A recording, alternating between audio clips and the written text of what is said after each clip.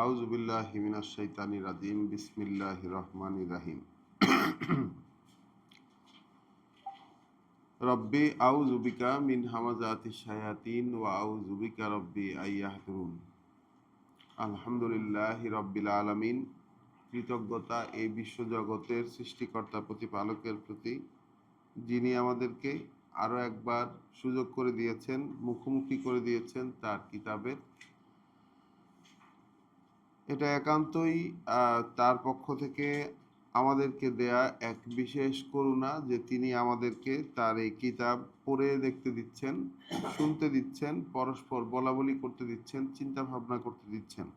নতুবা আমাদের এরকম কোনো যোগ্যতা ছিল না যে আমরা তার কিতাব খুলে বসবো। আলহামদুলিল্লাহ রব্বিল আলামিন। আমরা প্রতিনিয়ত আল্লাহর কাছেই আশ্রয় চেয়ে যাচ্ছি, তার কাছে অনুমতি প্রার্থনা করছি এবং তার কাছে আমরা সাহায্য চাইছি। আমরা তার কাছ থেকেই কোরআন বুঝে নিতে চাইছি এবং শিখে নিতে চাইছি, যেহেতু তিনি আমাদেরকে জানিয়েছেন যে তার এই কথাগুলোকে পড়িয়ে দেবার দায়িত্ব, বুঝিয়ে দেবার দায়িত্ব, শুনিয়ে দেবার দায়িত্ব, মনে রাখিয়ে দেবার দায়িত্ব, সব দায়িত্বই তার। তো আমাদের এই যে কুরআন আল ফাজর, অর্থাৎ এই ভোরবেলার এই পড়ায় যারা কাছে আছেন, দূরে আছেন, দৃশ্যে আছেন এবং অদৃশ্যে আছেন, সবাইকেই স্বাগত জানাই, সালাম এবং শুভেচ্ছা সবাইকে। আমরা আমাদের এই ধারাবাহিক পড়াতে গত ভোরে আমরা সূরা মুহাম্মদ এর আয়াত 38 পড়ে আমাদের সূরা মুহাম্মদ পড়া শেষ হয়েছিল। সেই সূরা মুহাম্মদের শেষের দিকে এসে, অর্থাৎ 35 নম্বর আয়াত থেকে আমরা যদি একটু রিপিট করে দেখে আসি যে আমাদের আজকের পড়া হবে 48 নম্বর সূরা ফাতহ। তা আমরা একটু সূরা মুহাম্মদের শেষ অংশ থেকে যদি একটু দেখে আসি যে বিশ্বাসীদেরকে সম্বোধন করে আল্লাহ কি বলেছেন। সূরা মুহাম্মদের যে কনটেক্সট ছিল, অর্থাৎ তোমাদের প্রভু প্রতিপালকের পক্ষ থেকে যা নাজিল করা হয়েছে মুহাম্মদের উপর, তাতে যারা বিশ্বাস করে, অর্থাৎ মুহাম্মদ রাসূলুল্লাহর উপর যা নাজিল হয়েছে সেটাকেই যারা একমাত্র সত্য হিসাবে ভাবতে পারে এবং সেটাকেই তাদের প্রভুর পক্ষ থেকে আসা চূড়ান্ত বাস্তবতা, চূড়ান্ত সত্য হিসাবে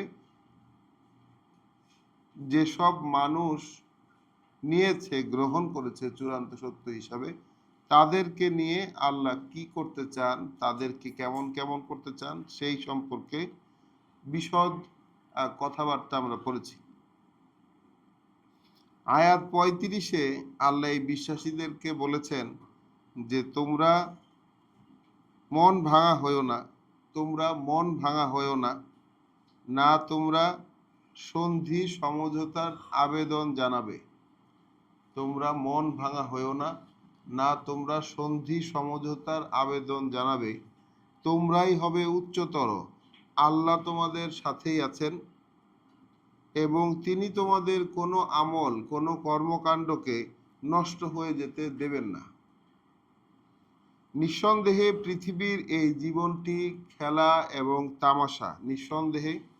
নিঃসন্দেহে এই যে জীবন, পৃথিবীরটা, এটা আর কিছুই নয়, খেলা এবং তামাশা।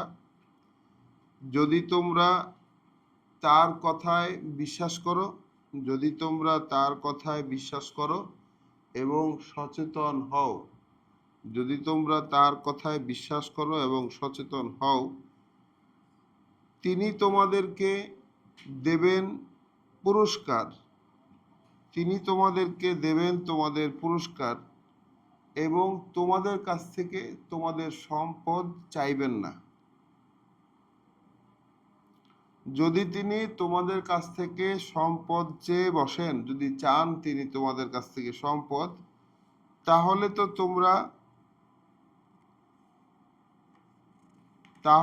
তোমরা কৃপণতা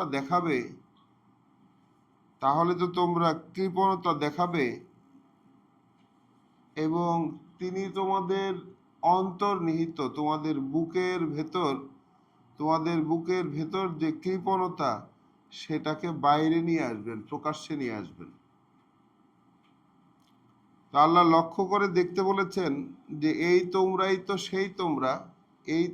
তো সেই তোমরা যাদেরকে আহ্বান জানানো হচ্ছে যেন আল্লাহ যে নির্দেশনা দিয়েছেন সে অনুযায়ী ব্যয় করো। তখন তোমাদের মধ্য থেকে এই নির্দেশনা দেবার পর তোমাদের মধ্য থেকে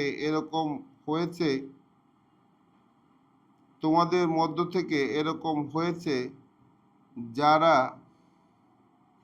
এখন কৃপণতা করছে।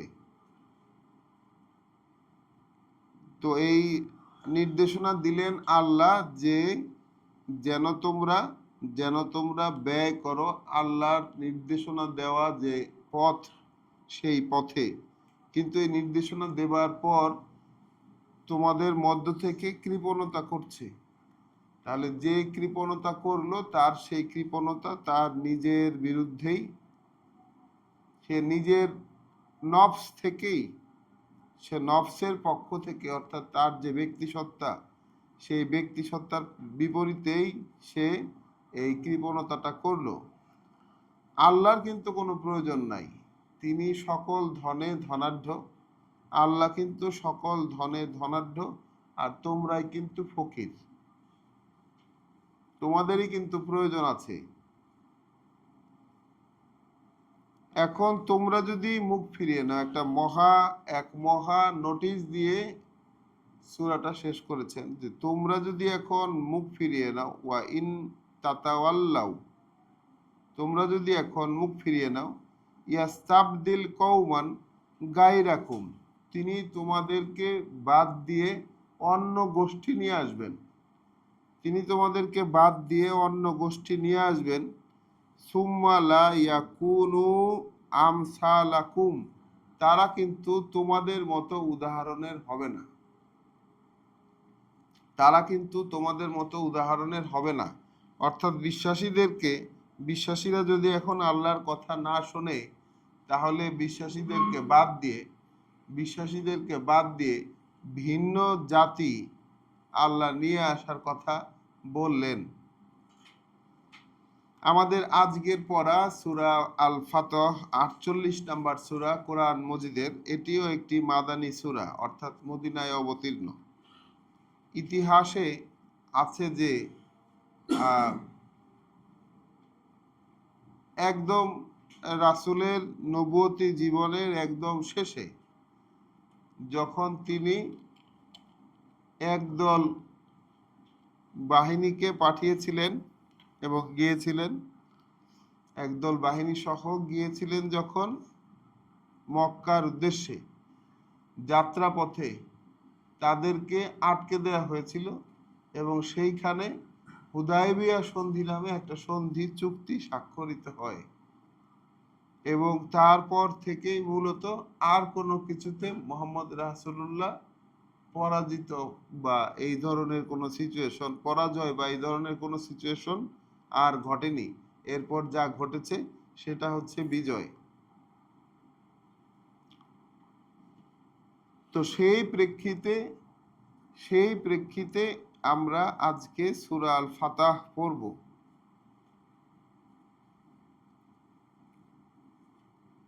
তাহলে চলুন শুরু করা যাক পরম করুণাময় দয়ালু আল্লাহর পরিচয়ে সূরা আল ফাতহ। ইন্না ফাতাহনা লাকা ফাতহাম মুবিনা, নিশ্চয় আমরা খুলে দিয়েছি তোমার জন্য একটি বিজয় দৃশ্যমান। তাহলে বিজয়ের দরজা, বিজয়ের রাস্তা, দৃশ্যমানভাবে একটি বিজয়ের দরজা, বিজয়ের রাস্তা দৃশ্যমানভাবে তোমার জন্য আমরা খুলে দিয়েছি। তাহলে একদম ব্যক্তি রাসূলকে উদ্দেশ্য করে কিন্তু কথাটা বলা। আল্লাহ বলছেন যে আমরা লাকা তোমার জন্য ফাতহান মুবিন একটা সুস্পষ্ট বিজয়ের ধারাবাহিকতা আমরা ওপেন করে দিয়েছি। লে ইয়াগফিরা লাকা আল্লাহ, যেন ক্ষমা করে দিতে পারেন তোমাকে আল্লাহ। তাহলে কেন আল্লাহ আল্লাহ একটা বিজয়ের দরজা খোলার কথা বললেন কেন? আল্লাহ বলছেন লে ইয়াগফিরা লাকা আল্লাহ, যেন ক্ষমা করে দিতে পারেন তোমাকে আল্লাহ।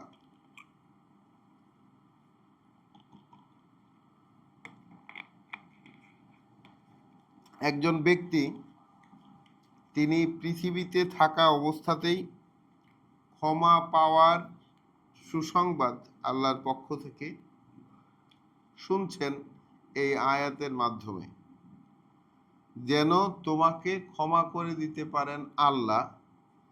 মা তাকাদ্দামা মিন যানবিকা, যা তুমি অগ্রিম পাঠিয়ে দিয়েছ, যা তুমি অলরেডি করে ফেলেছ সীমা লঙ্ঘন সমূহের। তাহলে কি করেছে? রাসূলের কথা হচ্ছে যদি, তাহলে যা তুমি করে ফেলেছ সীমা লঙ্ঘন সমূহের মানে পাপের। তাহলে আমাদের যেমন আমরা যেমন আমাদের ধর্মমতে যেমন জেনে এসেছি যে রাসূলেরা পাপহীন, নিষ্পাপ, রাসূলেরা নিষ্পাপ, পাপহীন। এইখানে আল্লাহ বলছেন এই প্রোগ্রাম, এই যে তোমার জন্য আমরা বিজয়ের ধারা, বিজয়ের দরজা খুলে দিলাম, এটা এই কারণে যেন তোমাকে ক্ষমা করে দিতে পারি, যা তোমার সীমা লঙ্ঘন, তোমার যে পাপ সেটাকে যেন ক্ষমা করে দিতে পারি। ওয়ামা তা আখারা, আর যা কিছু পরে হবে। তাহলে তোমার জীবনের যা করে ফেলা পাপ এবং এরপরে যা কিছু হতে পারে, যা পাপ হতে পারে, সেগুলো সব সহ ক্ষমা করে দেওয়ার জন্য তোমাকে।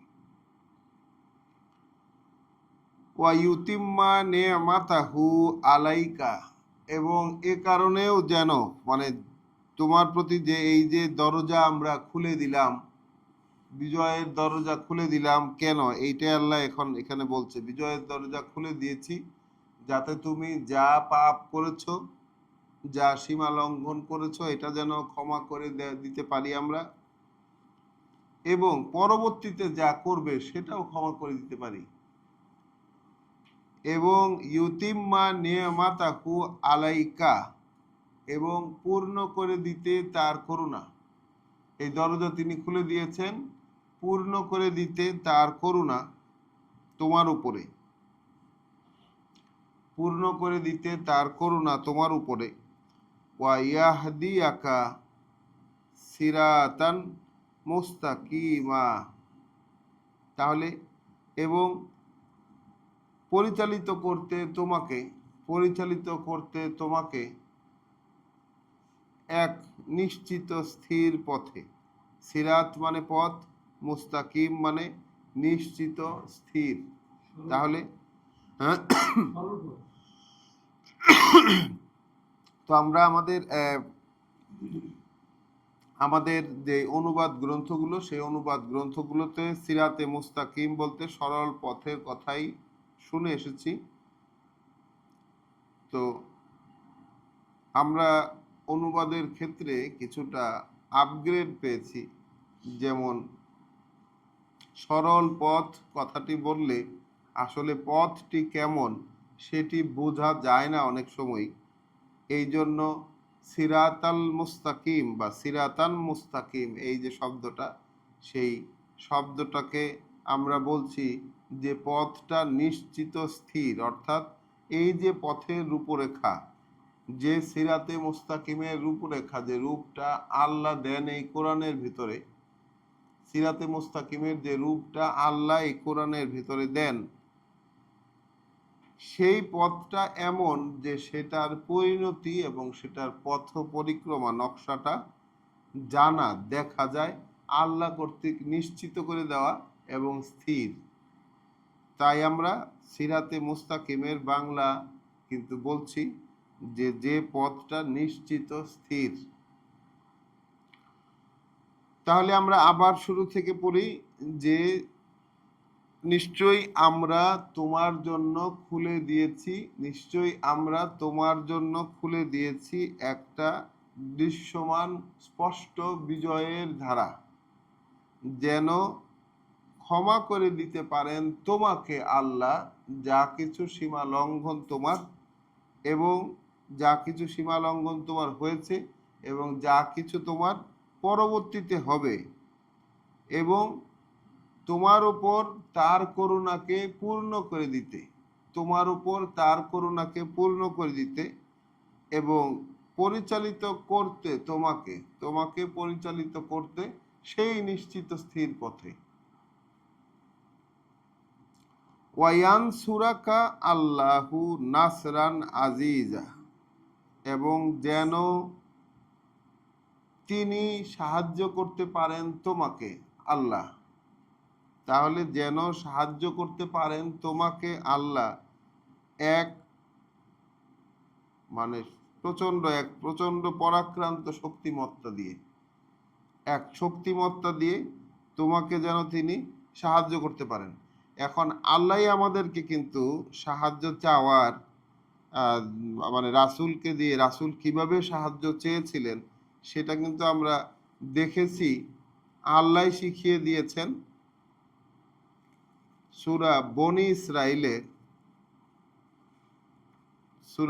ইসরাইলের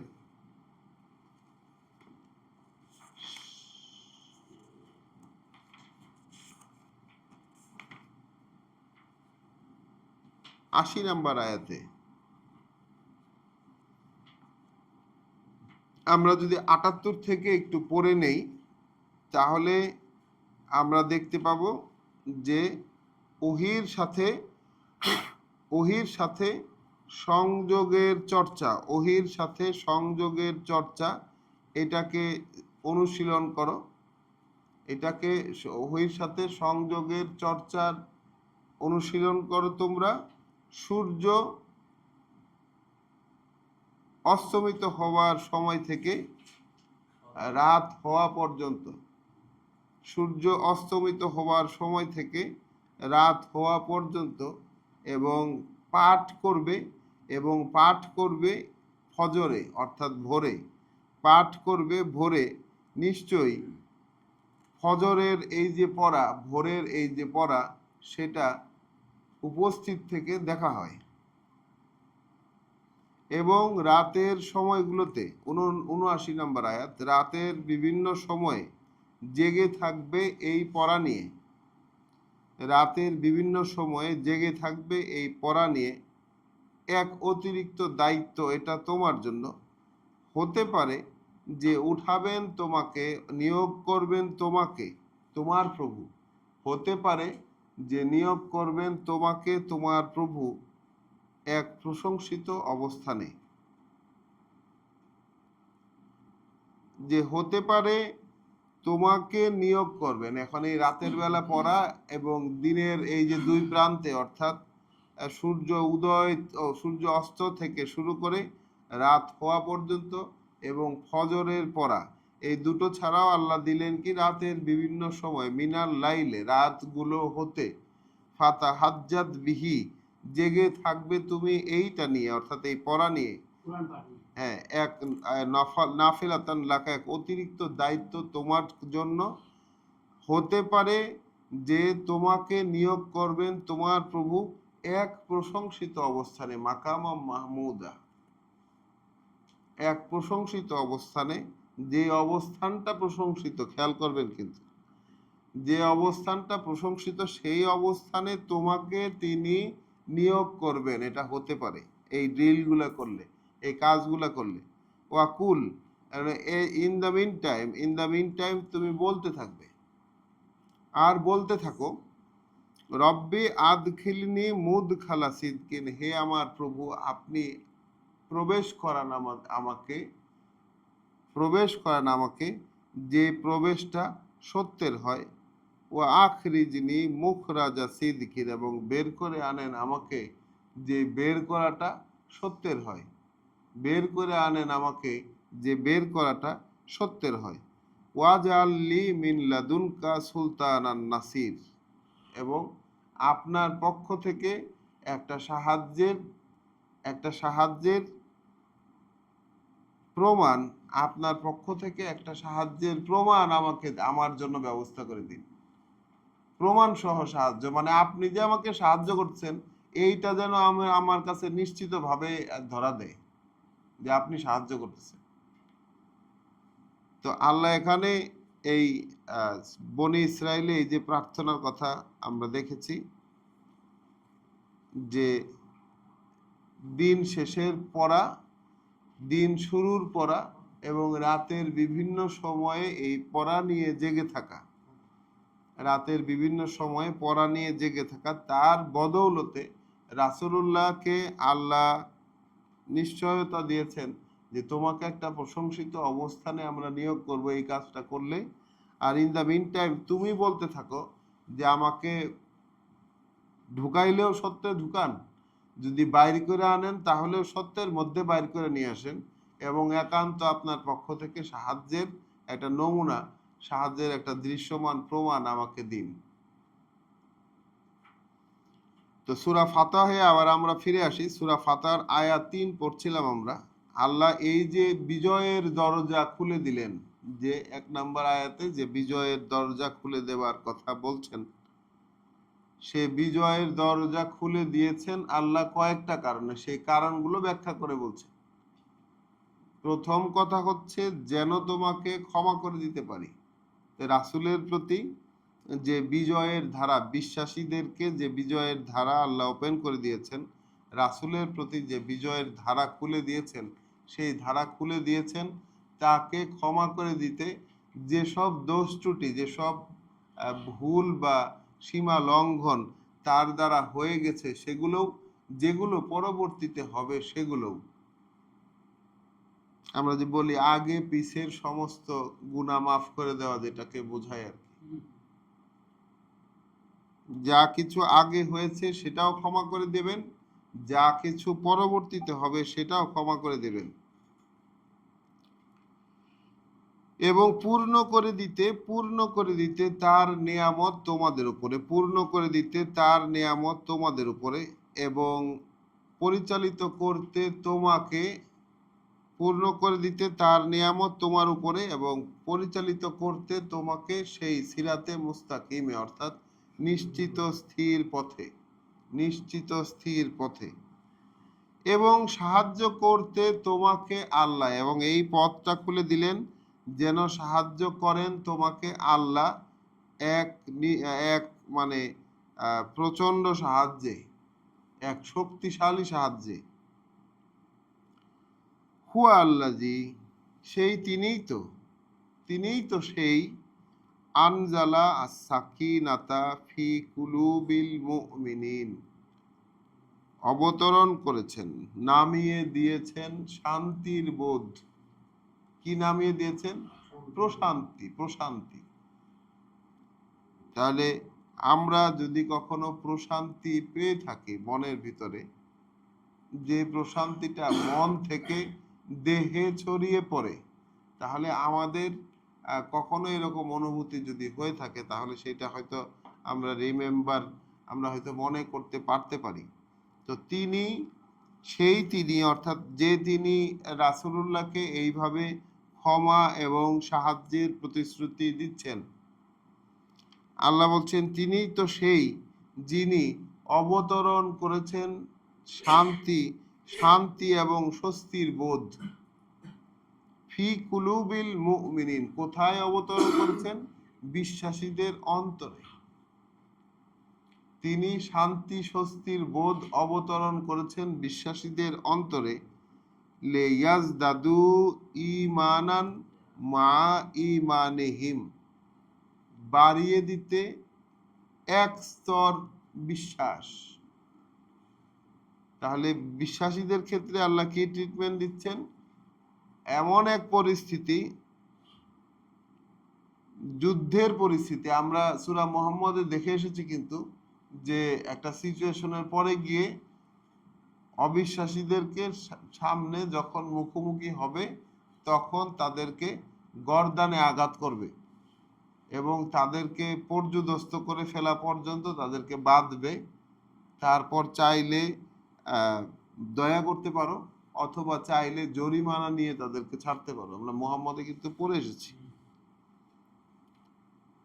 এবং সেই যুদ্ধক্ষেত্রেরই মধ্যে এই অবস্থাটা আল্লাহ ক্রিয়েট করেছেন যে তিনি বিশ্বাসীদের অন্তরে অন্তরে এমন এক প্রশান্তির বোধ তিনি নাজিল করেছেন যেন তাদের মনে যা বিশ্বাস আছে সেই বিশ্বাসের ওপর আরেক স্তর বিশ্বাস যেন বেড়ে যায়। লেয়াজ দাদু বৃদ্ধি করে দিতে ঈমানান একটি বিশ্বাস মা ঈমানিহিম যে ঈমান তাদের সাথে আছে, যে বিশ্বাস তাদের আছে সেটার উপরে আরেক স্তর। ওয়ালিল্লাহি জুনুদুস সামাওয়াতি ওয়াল আরদ যেহেতু আল্লাহর জন্যই যত বাহিনী, আল্লাহর উদ্দেশ্য পূরণেই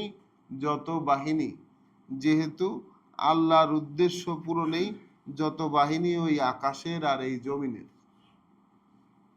তাহলে এখন আমরা থেমে একটু চিন্তা করি যে আল্লাহ কথাটা কি বলছেন। এই পৃথিবীতে যত বাহিনী আছে সব বাহিনী আল্লাহর উদ্দেশ্য পূরণ করতেছে, আল্লাহর জন্য কাজ করতেছে, জানতে হোক কিংবা অজান্তে হোক। এই কথাটা আমরা একটু ভেবে দেখি। পৃথিবীতে যত বাহিনী, পৃথিবীর যত জায়গায় যত রকম কর্মকাণ্ড চালাচ্ছে, যত যুদ্ধ বিগ্রহ মুখোমুখি অবস্থানের যে অবস্থান, সেই বাহিনীগুলো সবগুলাই আল্লাহর উদ্দেশ্য পূরণ করতেছে পৃথিবীতে। ভেবে দেখেন, বলছে তো যত বাহিনী ওই আকাশে আর এই জমিনে তার সব আল্লাহর। সব কিছুই আল্লাহর জন্য চলতেছে, আল্লাহর উদ্দেশ্য পূরণে চলতেছে। তাহলে যে যুদ্ধ বিগ্রহ ধ্বংসযজ্ঞ এক দল দিয়ে আরেক দলকে শায়েস্তা করা, এটা তো আল্লাহই করান, তাই না? তাহলে আমরা অনেক সময় এই যে যুদ্ধ বিগ্রহ বড় বড় যে ঘটনাগুলো, এগুলো নিয়ে আমাদের মতো করে অনেকভাবে বিশ্লেষণ করি, কিন্তু আল্লাহ বলছেন এই যত বাহিনী পৃথিবী এবং আকাশে পৃথিবীতে, শুধু পৃথিবীতে না, আকাশে যত বাহিনী আছে, পৃথিবীতে যত বাহিনী আছে, সেই সকল বাহিনী লিল্লাহ, আল্লাহর জন্য। মানে আল্লাহর যে উদ্দেশ্য, আল্লাহ তো পৃথিবী, আমরা তো এই যে সূরা আকাফ, আমরা যেটা হামিম সিরিজের লাস্ট সূরা যেটা পড়েছি, সেখানে তো দেখেছি যে পৃথিবী আমাদের বিশ্বাসের একটি বড় একটি অংশ হচ্ছে যে পৃথিবী এবং এই বিশ্ব ব্রহ্মাণ্ডে যা কিছু আছে, আকাশ এবং পৃথিবী এবং যা কিছু এ দুয়ের মাঝে আছে, এগুলোকে তিনি সৃষ্টি করেছেন কি নির্দিষ্ট উদ্দেশ্যে এবং এক নির্দিষ্ট মেয়াদের জন্য। শুধু নির্দিষ্ট উদ্দেশ্যেই নয়, বরং এক নির্দিষ্ট মেয়াদের জন্য। এখন বিশ্বাসীদেরকে তিনি বলছেন যে তিনি তোমাদের উপর সেই সকিনা, অর্থাৎ মনের ভিতরে, ফি কুলুবিকুম, তোমাদের বিশ্বাসীদের যেই ফি কুলুবিল মুমিনিন, বিশ্বাসীদের যে অন্তর, সেই অন্তরের মধ্যে এমন এক প্রশান্তির ছোঁয়া, প্রশান্তির এক বোধ তিনি নাজিল করলেন, যেন বেড়ে যায় তাদের ইমানের উপর আরেক স্তর ইমান, বিশ্বাসের উপর আরেক স্তর বিশ্বাস যেন বেড়ে যায়। যেহেতু যত বাহিনী ওই আকাশে আর জমিনে সব কিছুই আল্লাহর জন্য, সব বাহিনী আল্লাহর জন্য। ওয়া কানা আল্লাহু আলিমান হাকিমা, এবং আছেন আল্লাহ, তিনি জানেন সব, এক সর্বজ্ঞাতা, এবং আছেন আল্লাহ এক সব জানতা এবং হাকিমা অর্থাৎ সকল জ্ঞানে জ্ঞানী, এক সব জানতা এবং সকল জ্ঞানে জ্ঞানী। লিইউদখিলাল মুমিনিনা ওয়াল মুমিনাতে, এবং এই যে তিনি খুলে দিলেন বিজয়ের দরজা, হ্যাঁ, এই যে ফাতাহা মুবিন, এই যে বিজয়ের দরজা তিনি খুলে দিলেন রাসূলের জন্য। এটা তো একটা প্রোগ্রাম, একটা সেট করে রাখা, আল্লাহর একটা ব্যবস্থাপনা করে রাখা একটা প্রোগ্রাম। তো এই প্রোগ্রামটা তিনি করেছেন কেন, এটা আমরা প্রথম থেকে আরেকবার একটু বিবেচনা করে আসি। যেন রাসূলকে উদ্দেশ্য করে বলছেন তোমাকে ক্ষমা করে দিতে, যে পাপ তোমার আগে হয়েছে সেইটা এবং যা পরে হবে সেইটাও, এবং তোমাকে এক পরাক্রমশালী এক শক্তিমত্তা দিয়ে, এক শক্তি দিয়ে সাহায্য করতে, এবং বিশ্বাসীদের অন্তরে তিনি সেই প্রশান্তি নাজিল করেছেন যেন তাদের বিশ্বাসের উপর আরেক স্তর বিশ্বাস অ্যাড হয়, যুক্ত হয়, বাড়ে যেন। আর এখানে তিনি আবার বলছেন লিইউদখিলাল মুমিনিনা এবং মুমিনাত, এই ঘটনাটি এ কারণেও যেন প্রবেশ করাতে পারেন তিনি। তাহলে এই ঘটনাটি, এই দরজা খুলে দেবার ঘটনাটি এই কারণেও যেন প্রবেশ করাতে পারেন তিনি বিশ্বাসী পুরুষদেরকে এবং বিশ্বাসী নারীদেরকে, বিশ্বাসী পুরুষদেরকে এবং বিশ্বাসী নারীদেরকে জান্নাতিন, এক বনভূমিতে প্রবেশ করাতে পারেন তিনি বিশ্বাসী পুরুষদেরকে এবং বিশ্বাসী নারীদেরকে একটি বনভূমিতে, তাজরি মিন তাহতিহাল আনহারু খালিদিনা ফিহা, যার এলাকা জুড়ে, এমন এক বনভূমিতে, এমন এক বনভূমিতে যার এলাকা জুড়ে ঝর্ণা, নদী, জলপ্রপাত সদা প্রবাহিত, সেখানে তারা স্থায়ীভাবে বসবাস করবে, সেখানে তারা স্থায়ীভাবে বসবাস করবে। ওয়ায়ুকাফিরা আনহুম সাইয়্যাতিহিম, এবং এই দরজাটা খুলে দেওয়া, বিজয়ের এই দরজা খুলে দেওয়া তাদের থেকে যে মন্দগুলা সেটা মুছে দেওয়ার জন্য, এবং যেন তিনি বিলোপ করে দিতে পারেন। কি করে দিতে পারেন? বিলোপ করে দিতে পারেন, মুছে দিতে পারেন তাদের থেকে তাদের যে মন্দগুলো আছে সেইগুলো। ওয়া কানা জালিকা, আর হয় এইটা ইনদাল্লাহে, আল্লাহর কাছে, গণ্য এইটাই আল্লাহর কাছে ফাউজান আজিম, একটি সাফল্য মহা। তাহলে মহা এক সাফল্য হিসাবে আল্লাহর কাছে গণ্য। তাহলে সাফল্যের সংজ্ঞা, সাফল্যের গণ্য হওয়া আমাদের কাছে একরকম, আল্লাহর কাছে সাফল্যের গণ্য হওয়া, আল্লাহর কাছে সাফল্য বলে গণ্য হওয়া, সেইটা কিন্তু আমরা দেখছি ভিন্ন রকম। কারণ এখানে বিশ্বাসীরা যখন রাসূলের মাধ্যমে এইরকমভাবে সন্ধি করে যখন ফিরে আসছিল, তাদের মনে কিন্তু প্রচণ্ড ক্ষোভ ছিল যে তারা হজ করার জন্য মক্কা যেতে পারেননি, বরঞ্চ কাফেরদের সাথে একটা সন্ধি করে ফিরে আসতে হয়েছে, যে সন্ধিটা তাদের কাছে, তাদের দৃষ্টিতে কিঞ্চিত অসম্মানজনক ছিল। তারা ইচ্ছুক ছিলেন যে তারা দরকার হলে আল্লাহর পথে মরে যাবেন, নিহত হবেন, তাদের জান কুরবান করে দিবেন, কিন্তু তারা মক্কায় গিয়েই ছাড়বেন। যেহেতু তারা যেতে পারেননি এবং একটা সন্ধির সমঝোতার মাধ্যমে তারা ফিরে এসেছেন, এই ফিরে আসার সময় থেকে এই সূরাটি ক্রমান্বয়ে নেমে এসেছে, এবং এইখানে আমরা দেখতে পাচ্ছি সুস্পষ্ট বিজয়ের, তারা যে বিজয়ী হবেন, ভবিষ্যতে তারা যে বিজয়ী হবেন, এই কথাটা আল্লাহ অগ্রিম এখানে বলে দিয়েছেন। তাহলে এই কোরআন যে কোরআনী সাধনার ইঙ্গিত করে, যে কোরআনী সাধনার ইঙ্গিত করে, এবং সে অনুযায়ী নিজের জীবনটাকে গঠিত করলে যে ঘটনাগুলো, এই কোরআনে বর্ণিত যে ঘটনাগুলো, সেই ঘটনাগুলোকে রিপিট হবার, কি বলেছে, যেই এই যে ওস্তাদের বাবা যে কি বলছে, তার প্রত্যেকের জীবনে যে ব্যক্তি এই কোরআনকে সিরিয়াসলি নিয়ে এর কথাগুলো অনুযায়ী নিজের জীবনকে মানে ওই অনুযায়ী গঠন করে যে এটা প্রমাণ করতে পারবে, এটাকে সত্য বলে প্রমাণ করতে পারবে, তার জীবনেও একই ধরনের ঘটনাগুলো রিপিট হবে। তাহলে এখানে রাসূলকে আল্লাহ যেমন এক সুস্পষ্ট বিজয়ের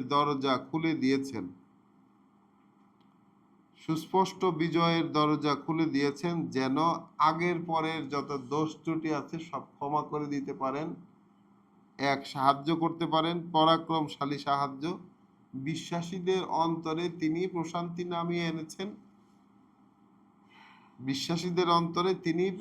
নামিয়ে এনেছেন, যেন বিশ্বাসের উপর আরেক স্তর বিশ্বাস যেন যোগ হয়। আমরা তো আল্লাহর কাছ থেকে এই ধরনের প্রশান্তি আশা করতে পারি। আমাদের অন্তরে তিনি যেন এই প্রশান্তি নামিয়ে দেন, নাজিল করেন, এই আশা তো আমরা করতে পারি। এবং এটা এ কারণেও যেন বিশ্বাসী পুরুষ এবং নারীদেরকে সেই জান্নাতে প্রবেশ করানো যায় যার এলাকা জুড়ে ঝর্ণা, নদী, জলপ্রপাত প্রবাহিত।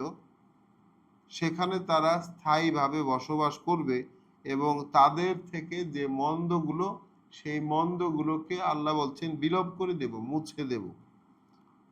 এবং এই মন্দটা মুছে দেওয়া এইটা আল্লাহর কাছে এক মহা সফলতা হিসাবে গণ্য। তাহলে কারো কাছ থেকে আল্লাহ যদি কারো কাছ থেকে মন্দ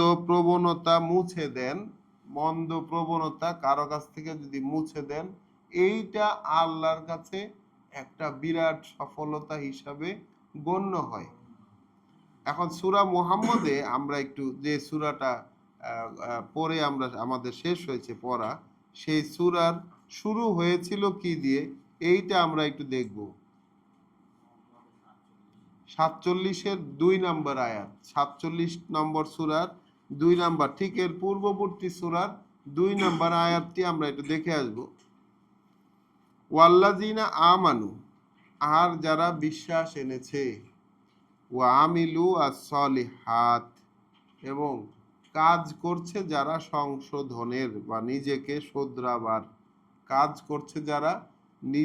শোধরাবার, ওয়া আমানু, যেহেতু বিশ্বাস এনেছে তারা, বিমা নুজ্জিলা আলা মুহাম্মাদিন, যা কিছু নাজিল হয়েছে মুহাম্মদের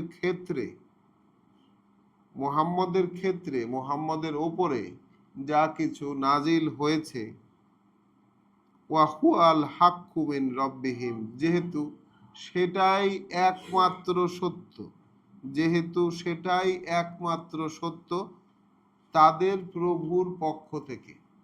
তাহলে মুহাম্মদের উপরে আল্লাহ বলছেন, মুহাম্মদের উপরে যা নাজিল হয়েছে সেটার প্রতি বিশ্বাস এনেছে তারা, এবং সেটাকেই তাদের প্রভু প্রতিপালকের পক্ষ থেকে আগত একমাত্র সত্য হিসাবে তারা স্বীকৃতি দিয়েছে। আল্লাহ কি বলছেন? কাফফারা আনহুম সাইয়্যাতিহিম, তাহলে তাদের এই বিশ্বাস, মুহাম্মদের উপর যা কিছু নাজিল হয়েছে সেইটাকে সত্য এবং একমাত্র সত্য হিসাবে সেইটাকে বিশ্বাস করা, এবং একমাত্র প্রভুর পক্ষ থেকে আসা, আল্লাহর পক্ষ থেকে আসা ওয়ান অ্যান্ড অনলি সত্য হিসাবে শনাক্ত করতে পারা, চিহ্নিত করতে পারা, এই কাজের বিনিময়ে আল্লাহ কাফফারা আনহুম সাইয়্যাতিহিম, তাদের যে মন্দগুলো এইটা আল্লাহ মুছে দেবেন, বিলোপ ঘটিয়ে দেবেন। ওয়া আসলাহা বালাহুম, এবং শুধরে দেবেন তাদের জীবন চরিত্র। তাহলে আল্লাহ কিসের বিনিময়ে কি দেন?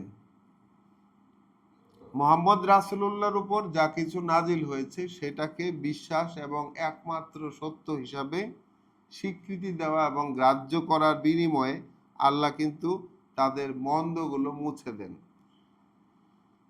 তাহলে এই যে বিশ্বাসীদের জন্য আল্লাহ এই যে বিজয়ের ধারা মোহাম্মদ রাসূলুল্লাহর মাধ্যমে বিশ্বাসীদের জন্য এই যে বিজয়ের ধারাবাহিকতা আল্লাহ ওপেন করে দিলেন, যে বিজয়ের সুস্পষ্ট বিজয়ের পথ ওপেন করে দিলেন, এইটা এই কারণেও যেন বিশ্বাসী পুরুষ এবং বিশ্বাসী নারীদেরকে তিনি জান্নাতে প্রবেশ করাইতে পারেন, যার এলাকা জুড়ে ঝর্ণা, নদী, জলপ্রপাত প্রবাহিত, এবং সেখানে তারা স্থায়ীভাবে বসবাস করবে, এবং ইউকাফিরা আনহুম সাইয়্যাতিহিম, এবং এটা এই কারণেও যেন তিনি মুছে দিতে পারেন তাদের থেকে তাদের মন্দগুলোকে। আমরা কিন্তু আবারও ফিরে আসছি সূরা ফাতিহাতে, এবং এই মুছে দিতে পারার বিষয়টা যারাই এভাবে মুছিয়ে নিতে পারলো, যারাই মুছিয়ে নিতে পারলো, সেইটা আল্লাহর পক্ষ থেকে আল্লাহর কাছে সেইটা এক মহা সফলতা হিসাবে গণ্য।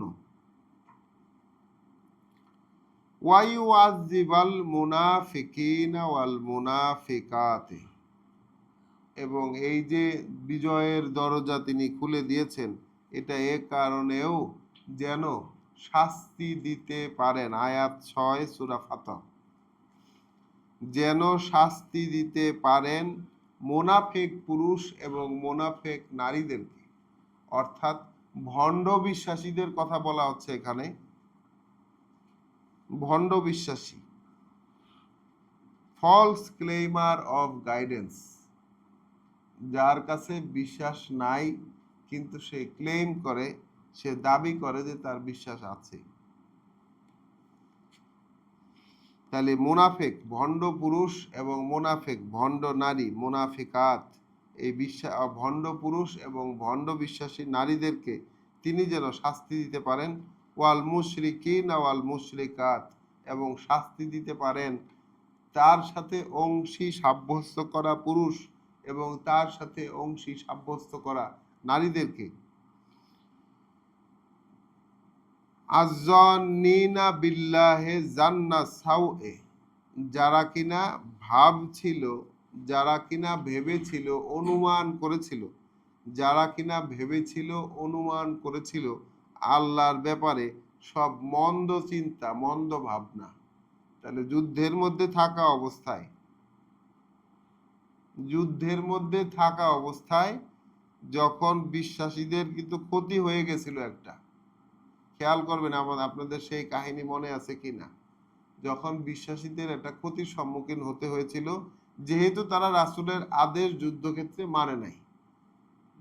রাসূলের আদেশ ছিল তারা যুদ্ধক্ষেত্রে, যুদ্ধ হয় কিসের, না না, যুদ্ধক্ষেত্রে তারা রাসূলের আদেশ, পর্বতের উপরে ছিল, উপর থেকেও আক্রমণ হচ্ছিল, নিচ থেকেও আক্রমণ হচ্ছিল, যে অবস্থানে রাসূল তাদেরকে থাকতে বলেছিলেন তারা সেই অবস্থানে থাকেন নাই। যুদ্ধ জিতে গেছেন এবং গনিমতের মাল নিতে হবে, স্পয়েল অফ ওয়ার, যুদ্ধলব্ধ সম্পদ নিতে হবে, এই জন্য তারা রাসূলের কথা না শুনে নিজেদের অবস্থান থেকে সরে গিয়েছিলেন। আপনাদের সেই যুদ্ধের সেই প্রেক্ষিত মনে আছে কিনা? অবস্থান থেকে সরে গিয়েছিলেন, এর ফলাফল স্বরূপ তাদের উপরে কিন্তু দুঃখের পর দুঃখ নেমে এসেছিল, দুঃখের পর দুঃখ নেমে এসেছিল। সেইখানে বিশ্বাসীদের একদলকে তো তিনি অন্তরে শান্তি নামিয়ে দিয়ে তন্দ্রাচ্ছন্ন করে দিয়েছিলেন, মনে আছে কিনা আপনাদের? বিশ্বাসীদের একটা অংশকে অন্তরে শান্তি নামিয়ে দিয়ে তন্দ্রাচ্ছন্ন করে দিয়েছিলেন, এবং ওই সময়ে রাসূলের সাথে থাকা অপরাপর যারা বিশ্বাসী, আল্লাহ যাদেরকে বলছেন যাদের মনের ভিতরে রোগ ছিল, তারা কিন্তু আল্লাহর নামে এমন সব কথা বলছিল যেটা গায়রাল হক, সত্য ছিল না। সত্যের বাইরে গিয়ে এমন এমন সব কথা তারা বলছিল যেটা সত্য ছিল না, এবং তারা ধারণা করছিল আল্লাহর ব্যাপারে এমন সব অসত্য চিন্তা ভাবনা, যেমন আল্লাহ মানে এইখানে এই ক্ষেত্রে যদি আমাদের কিছু করার থাকতো তাহলে আমরা এইভাবে মরতাম না। আমরা এই সিচুয়েশনগুলো কিন্তু সূরা নিসা, সূরা আলে ইমরানে একদম ডিটেইল দেখে এসেছি। তো সেই পরিস্থিতিতেই কিন্তু এই কথাগুলো বলা, যে মুনাফিক এখন এই যে বিজয়ের দরজা ওপেন করে দেওয়া হয়েছে, এটা মুনাফিক পুরুষ এবং মুনাফিক নারী, মুশরিক পুরুষ এবং মুশরিক নারীদেরকে শাস্তি দেবার জন্য, মুশরিক পুরুষ এবং মুশরিক নারীদেরকে শাস্তি দেবার জন্য যারা কিনা ভাবতো আল্লাহর ব্যাপারে, যারা কিনা ধারণা করতো আল্লাহর ব্যাপারে জান্না সাওয়ে, মন্দ সব ভাবনা চিন্তা, আলাইহেম দায়রাতুস সাওয়ে, এই মন্দের আবর্তটা আসলে তাদের উপরই, মন্দ ব্যাপার, অকল্যাণ এবং খারাপির আবর্তে, ওটার চক্করে তারাই পড়ে গেছে। ওয়া গদিবাল্লাহু আলাইহে, এবং ক্রোধ আল্লাহর তাদের উপরে, প্রচন্ড রাগ ক্ষোভ আল্লাহর তাদের উপরে। কাদের উপরে বলেন? মুনাফিক পুরুষ এবং মুনাফিক নারী, মুশরিক পুরুষ এবং মুশরিক, অর্থাৎ আল্লাহর কথা বিশ্বাস করে না অথচ বিশ্বাসের কথা বলে, আর যারা আল্লাহর সাথে কাউকে অংশীদার সাব্যস্ত করে, আল্লাহর কথা মানতে গিয়ে অন্য কোনো কিছুর কথা যারা মানে, তাদের ক্ষেত্রে আল্লাহ বলছেন গদিবাল্লাহু আলাইহিম, আল্লাহর ক্রোধ তাদের উপরে, ওয়া লানাহুম, এবং তাদেরকে তিনি লানত করেছেন, তাদেরকে তিনি অভিশপ্ত করেছেন, ওয়া আ'আদ্দালাহুম জাহান্নাম, এবং তৈরি করে রেখেছেন তাদের জন্য জাহান্নাম, ওয়া সাআত মাসির, যেটা অত্যন্ত খারাপ একটা আশ্রয়স্থল, শেষ ঠিকানা হিসাবে অত্যন্ত জঘন্য। ওয়ালিল্লাহি জুনুদুস সামাওয়াতি ওয়াল আরদি, যেহেতু মানে এই ঘটনাটা তিনি কেন ঘটাতে পারবেন বা কি সক্ষমতাটা তার, এইটা বলার জন্য আবারও একটা রিকনফার্মেশন দিলেন যে ওই সামাওয়াত এবং ওই আকাশমণ্ডল এবং এই আর্থ, অর্থাৎ এই পৃথিবীতে, এই বস্তু জগতে যত বাহিনী আছে সবই আল্লাহর উদ্দেশ্য পূরণের জন্য। যত বাহিনী আছে ওই আকাশে আর এই পৃথিবীতে, যত বাহিনী আছে সেটা হচ্ছে আল্লাহর উদ্দেশ্য পূরণের জন্য। ওয়া কানা আল্লাহু আজিজান হাকিম, আর যেহেতু আল্লাহ আছেন, যেহেতু আল্লাহ তিনি আছেন এক সর্বশক্তিমান, সকল জ্ঞানে জ্ঞানী সত্তা, সর্বশক্তিমান এবং নির্ভুল সিদ্ধান্তদাতা। আল্লাহ কেমন? আল্লাহ কেমন? সর্বশক্তিমান এবং নির্ভুল সিদ্ধান্তদাতা। ইন্না আরসালনাকা শাহিদান, দুঃখিত, ইন্না আরসালনাকা শাহিদান, নিশ্চয়ই আমরাই পাঠিয়েছি তোমাকে, নিশ্চয়ই আমরাই পাঠিয়েছি তোমাকে একজন সাক্ষীদাতা, একজন উপস্থিত দ্রষ্টা। শাহিদ মানে কি? সাক্ষীদাতা, একজন উপস্থিত সাক্ষীদাতা। ওয়া মুবাশশিরান, একজন সুসংবাদদাতা। ওয়া নাযিরান, এবং একজন সাবধানকারী হিসেবে। তাহলে রাসূলের ভূমিকা আল্লাহ কি লিমিট করে দিচ্ছেন এখানে? কোন লিমিটে, কোন চৌহদ্দির মধ্যে রাখছেন? রাসূলকে আল্লাহ পাঠিয়েছেন একজন সাক্ষীদাতা হিসেবে, একজন সাক্ষীদাতা, একজন উপস্থিত সাক্ষীদাতা হিসাবে, যে সময়ে তিনি উপস্থিত ছিলেন। আর কি? মুবাশশিরান, তিনি সুসংবাদদাতা। ওয়া নাযিরান, এবং একজন সতর্ককারী। লিয়ুমিনু বিল্লাহ, যেন লেতুমিনু, দুঃখিত, লেতুমিনু বিল্লাহ, যেন তোমরা, এখন বিশ্বাসীদের দিকে ফিরে বললেন, খেয়াল করবেন এই জিনিসটা, যে রাসূলকে পাঠিয়েছেন একজন সাক্ষীদাতা, একজন সুসংবাদদাতা, একজন সতর্ককারী হিসেবে।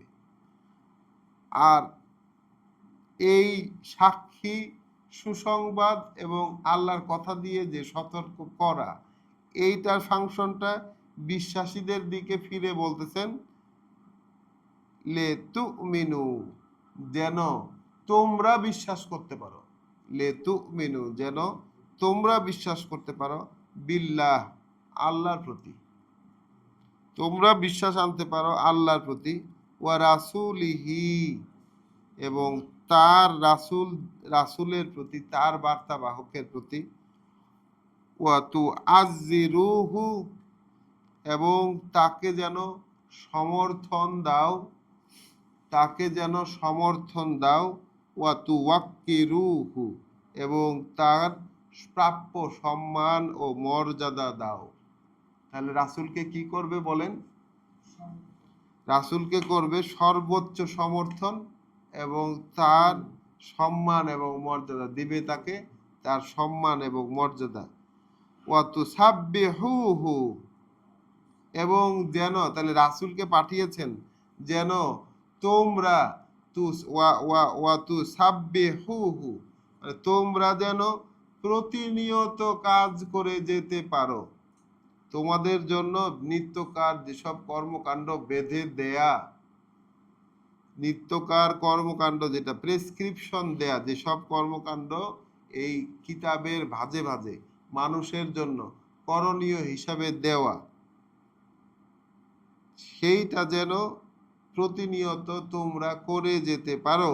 বুকরাতান বুকরাতান ওয়া আসিলা, সকালে এবং সন্ধ্যায়।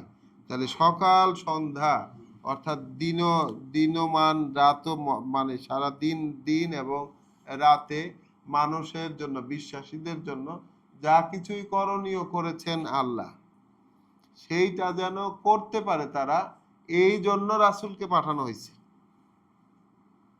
এই জন্য আল্লাহ বার্তাবাহক প্রেরণ করেছেন। ইন্নাল্লাযীনা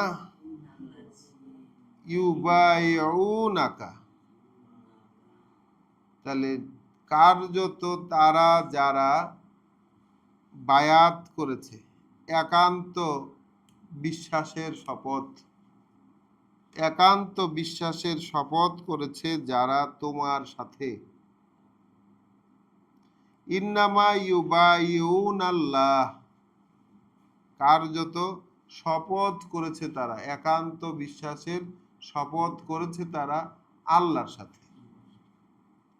তাহলে আল্লাহ বলছেন যারা এই বায়াত, ওই যেটাকে হাতে হাত রেখে শপথ করা বলা হয়, যারা এই বায়াত করেছে তোমার সাথে, যারা এই একান্ত বিশ্বাসের শপথ করেছে তোমার সাথে, তারা একান্ত বিশ্বাসের শপথ করেছে আসলে আল্লাহর সাথে। কার সাথে? আল্লাহর সাথে। ইয়াদুল্লাহে ফাওকা আইদিহিম, আল্লাহর হাত ছিল তাদের হাতের উপর। ইয়াদুল্লাহে ফাওকা আইদিহিম, আল্লাহর হাত ছিল তাদের হাতের উপর। ফামান নাকাসা, এর পরেও যে ছিন্ন করবে, অর্থাৎ দেখেন, খেয়াল করে দেখেন, বিশ্বাসীরা রাসূলের সাথে হাতে হাত রেখে শপথ করেছে। আল্লাহ বলছেন তার উপর আল্লাহর হাত ছিল, তার মানে শপথটা আল্লাহর কাছে এতটাই গৃহীত হয়েছে। এর পরেও সেটাকে ভঙ্গ করে ফেলার ব্যাপার রয়েছে, আল্লাহ তো সেখানে সতর্ক করে দিয়েছেন। ফামান নাকাসা, তারপরেও যে ছিন্ন করবে, ফা ইন্নামা ইয়ানকুসু আলা নাফসিহি, তাহলে সে এই ছিন্ন করলো, এই যে আল্লাহর সাথে অঙ্গীকার যদি কেউ ভঙ্গ করে এইভাবে করে নেবার পর, তাহলে যে ছিন্ন সে করলো, যে ভঙ্গটা সে করলো, এইটা তার ব্যক্তি সত্তার বিরুদ্ধে গিয়ে, তার যে নফস, এই নফসের বিপরীতে একটা কাজ করলো, সে নফসের বিরুদ্ধে একটা কাজ করলো। বুঝতে পারছেন বিষয়টা? ওয়ামান আউফা, আর যে পূর্ণ করে দিল, অর্থাৎ যে ভাঙলো না, যে পূর্ণ করে দিল, অর্থাৎ হাতে হাত রেখে যে উদ্দেশ্যে এই শপথ করা, এই বিশ্বাসের শপথ করা হাতে হাত রেখে, সেইটা যে পূর্ণ করে দিল। ওয়ামান আউফা, আর যে পূর্ণ করে দিল, বিমা আহাদা আলাইহুল্লাহ, যে প্রতিশ্রুতি তাদের ক্ষেত্রে আল্লাহ দিয়েছেন। তাহলে আল্লাহ যে অঙ্গীকার করেছেন, আল্লাহর সাথে হাতে হাত রেখে বিশ্বাসীরা রাসূলের হাতে হাত রেখে বিশ্বাসীরা শপথ করেছে। এখন যারা সেটা পূর্ণ করবে, যা চুক্তি হয়েছে আল্লাহর সাথে তাদের, আল্লাহর সাথে তো একটা চুক্তি হইলো হাতে হাত রেখে, আল্লাহ বলছেন উপরে কিন্তু আমার হাতও ছিল, আল্লাহর হাতও ছিল। তাহলে যে চুক্তি তারা করেছেন এইটা যে পূর্ণ করে দেবে, ওয়ামান আউফা বিমা আহাদা আলাইহুল্লাহ, যেই সবই যা কিছুই চুক্তি হয়েছে তাদের ক্ষেত্রে আল্লাহ সেই চুক্তি যে পূর্ণ করে দেবে, ফাসা ইউতিহি আজরান আজিমা, তাহলে খুব শীঘ্রই, তাহলে খুব শীঘ্রই দেবেন তাদেরকে এক পুরস্কার, মহা, এক মহা পুরস্কার তাদেরকে দেবেন আল্লাহ খুব শীঘ্রই। তাহলে কাদেরকে দেবেন? যারা হাতে হাত রেখে বিশেষ শপথটা করেছে তাদেরকে আল্লাহ এখন ঘোষণা দিয়ে দিলেন। তারা কিন্তু ফিরে আসছে মদিনায়, মক্কায় যেতে পারেননি। মনে ক্ষোভ ছিল যে তারা কেন যেতে পারলেন না, তারা দরকার হলে এখানে প্রাণ বিসর্জন দিতেন, এই যাওয়ার তবুও যাইতেন। কিন্তু এখন আল্লাহ তাদেরকে খুব শীঘ্রই তারা এক মহা পুরস্কার পেতে যাচ্ছে এই ধরনের সুসংবাদ দিচ্ছেন। আয়াত 11, সায়াকুলু লাকা, শীঘ্রই এসে বলবে তোমাকে। তাহলে রাসূলকে কাকে বলবে? রাসূলকে। খুব শীঘ্রই এসে বলবে তোমাকে আল মুখাল্লাফুনা মিনাল আরাবে, যারা পিছনে থেকে গিয়েছিল আরবদের, মানে আরব লোকেরা, ওই বেদুইন যারা বা মরুচারী, মরুচারী যাদেরকে বলা হয় আরব, শব্দটা হচ্ছে আরব, মরুচারীদের মধ্যে যারা রাসূলের সাথে অভিযানে বের হয় নাই, পিছনে থেকে গিয়েছিল। মরুচারীদের মধ্যে যারা রাসূলের সাথে অভিযানে বের হয় নাই, পিছনে বসে থেকেছিল। একদল লোক তো পিছনে বসে থাকছিল, যখনই যুদ্ধের প্রসঙ্গ আসলো তখন তারা বলছে যে আমরা থেকে যাই, আপনি অনুমতি দেন, আমরা পরে আসছি, মনে আছে তো? তো আরবদের মধ্যে মরুচারীদের মধ্যে যারা পিছনে থেকে গিয়েছিল খুব শীঘ্রই তোমার কাছে এসে বলবে, কি বলবে? শাগালাত না আমওয়ালুনা ওয়া আহলুনা, তাহলে আমাদেরকে চিন্তায় ফেলে রেখেছিল। কি বলবে তারা? আমাদেরকে চিন্তায় ফেলে রেখেছিল আমাদের সম্পদ এবং আমাদের পরিবার বর্গ। তাহলে কেন যায় নাই রাসূলের সাথে অভিযানে, কেন যায় নাই তার কারণ দর্শাচ্ছে তারা রাসূলের কাছে এসে, যে আমাদেরকে চিন্তায় ফেলে রেখেছিল আমাদের সম্পদ এবং আমাদের পরিবার বর্গ। ফাস্তাগফির লানা, তাহলে এখন আমাদেরকে একটু ক্ষমা করে দেন, এখন আমাদেরকে একটু ক্ষমা করে দেন। আমরা যাই নাই আপনার সাথে এই কারণে যে আমাদের সম্পদ এবং আমাদের পরিবার এদের চিন্তায় আমরা চিন্তিত ছিলাম, তাহলে এখন আমাদেরকে ক্ষমা করে দেন। ইয়াকুলুনা বে আলসিনাতিহিম, ইয়াকুলুনা বে আলসিনাতিহিম, বলবে তারা তাদের মুখ দিয়ে, তাদের জিহ্বা দিয়ে, মা লাইসা ফি কুলুবিহিম, যা নেই তাদের অন্তরে। তো আল্লাহ যে মুনাফিক পুরুষ এবং মুনাফিক নারীদের কথা বলেছেন, এইখানে আরবেরা যে কারণ দর্শাচ্ছে রাসূলকে, মোহাম্মদ রাসূলুল্লাহর কাছে এসে যে কথাগুলো বলছে, আল্লাহ বলছেন আমাদেরকে যে তারা মুখে যে কথাগুলো বলছে এই বিষয়গুলো তাদের অন্তরে নাই, তাদের অন্তরে সেই কথাগুলো নাই। এখন আমাদেরকে তো আল্লাহ চিনিয়ে দিচ্ছেন, আসলে মানুষের সাথে পরিচয় করাচ্ছেন যে মানুষের চরিত্র আসলে কেমন। আল্লাহ বলছেন যেটা তারা মুখ দিয়ে বলতেছে এইটা আসলে তাদের অন্তরে নাই। কুল, তাহলে রাসূলকে এখন বললেন যে তুমি বলো, ফামা ইয়ামলিকু লাকুম মিনাল্লাহি শাইআন, তাহলে তোমাদের ব্যাপারে আল্লাহর মানে আল্লাহ থেকে তোমাদেরকে বাঁচাতে কে সক্ষম হবে?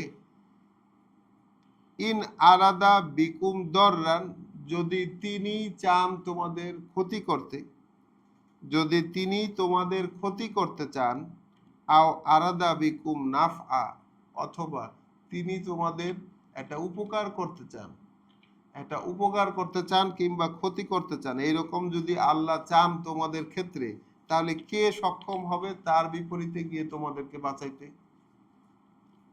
কে সক্ষম হবে? বালকানা আল্লাহু বিমা তামালুনা খাবির, আসল ব্যাপার হচ্ছে, আসল ব্যাপার হচ্ছে যে আল্লাহ যা কিছুই তোমরা করো এটা তিনি পর্যবেক্ষণ করতে থাকেন। তাহলে আল্লাহ যা কিছুই তোমরা করো তা পর্যবেক্ষণ করতে থাকেন। তামালুনা খাবির, তাহলে এটা কাদেরকে বলছেন? এইটা বলছেন ওই আরবদেরকে, যারা কিনা রাসূলের সাথে অভিযানে যায় নাই, যারা পিছনে বসে থেকেছিল অনুমতি চেয়ে। তারা রাসূল ফিরে আসার পরে আবারও তাকে ধর্ণা দিতে গেছে, তাকে বলতেছে যে আমাদেরকে তাহলে ক্ষমা করে দেন, কারণ আমাদের সম্পদ এবং আমাদের পরিবারের ভয়ে, ওদের চিন্তায় আমরা যাইতে পারি নাই। আল্লাহ বলছেন ওদের মুখ দিয়ে ওরা যা বলতেছে, ওদের অন্তরে কিন্তু আসলে তা নাই।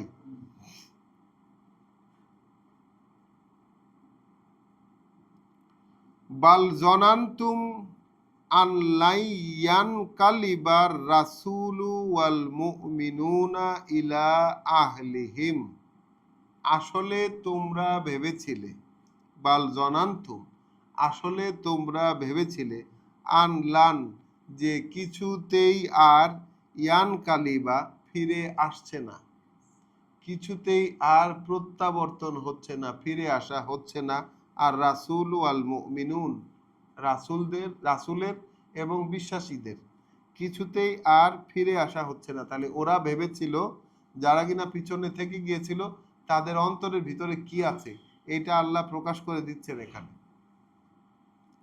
বরং তোমরা ভেবেছিলে যে রাসূল এবং বিশ্বাসীরা আর কিছুতেই ফেরত আসবে না, অর্থাৎ ওই যে অভিযানে বেরিয়েছে এটাই তাদের জীবনের শেষ, তারা আর ফিরে আসছে না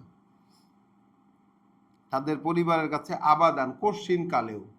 তাহলে তারা এরকম ভেবেছিল যে যেই অভিযানে মোহাম্মদ রাসূলুল্লাহ এবং তার সঙ্গী সাথী বিশ্বাসীরা যাচ্ছেন, তারা সবাই সেখানে সদল বলে মারা পড়বেন, কিছুতেই তাদের আর ফিরে আসা হবে না তাদের পরিবারের কাছে।